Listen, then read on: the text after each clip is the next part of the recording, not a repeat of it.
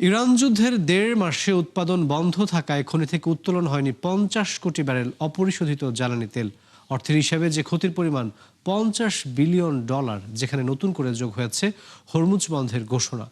এমন পরিস্থিতিকে আধুনিক বিশ্বের ইতিহাসে অন্যতম বড় বিপর্যয় বলছেন বিশ্লেষকরা। বিস্তারিত জানাচ্ছেন নাদিয়া ইসলাম তুলি।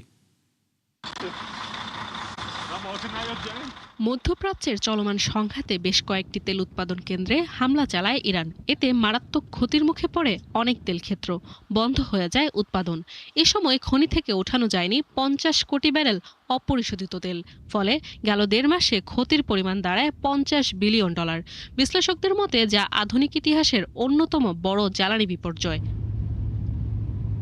ইরান যুদ্ধের কারণে বিপুল পরিমাণ তেল হারানোর অর্থ টানা ১০ সপ্তাহ বিশ্বব্যাপী বিমান চলাচলের চাহিদা বন্ধ থাকার সমান। একইভাবে এটি ১১ দিন বিশ্বের সব যানবাহন বন্ধ থাকা বা ৫ দিন পুরো বিশ্বে তেলের ব্যবহার না থাকার সমতুল্য। বলা হয় এই পরিমাণ তেল যুক্তরাষ্ট্রের প্রায় ১ মাসের চাহিদা কিংবা পুরো ইউরোপের ১ মাসেরও বেশি সময়ের প্রয়োজন মেটাতে সম্ভব। এমনকি এটি মার্কিন সামরিক বাহিনীর প্রায় ৬ বছরের জ্বালানি ব্যবহারের সমান। সংঘাতের কারণে শুধুমাত্র মার্চে উপসাগরীয় দেশগুলো দৈনিক প্রায় ৮০ লাখ ব্যারেল তেল উৎপাদন করতে পারেনি। কেপলারের তথ্য বলছে, ফেব্রুয়ারিতে যেখানে সৌদি আরব, কাতার, সংযুক্ত আরব আমিরাত, কুয়েত, বাহরাইন, ওমান থেকে জেট ফুয়েল রপ্তানি ছিল ১৯.৫ মিলিয়ন ব্যারেল, তা মার্চ ও এপ্রিল মিলিয়ে কমে এসেছে মাত্র ৪ মিলিয়নে।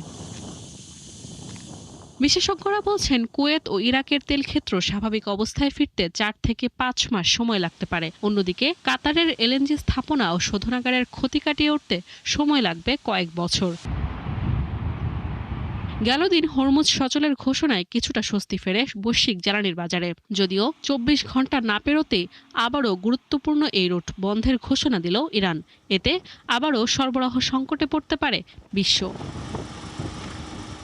নাদিয়া ইসলাম তুলি, ৭১।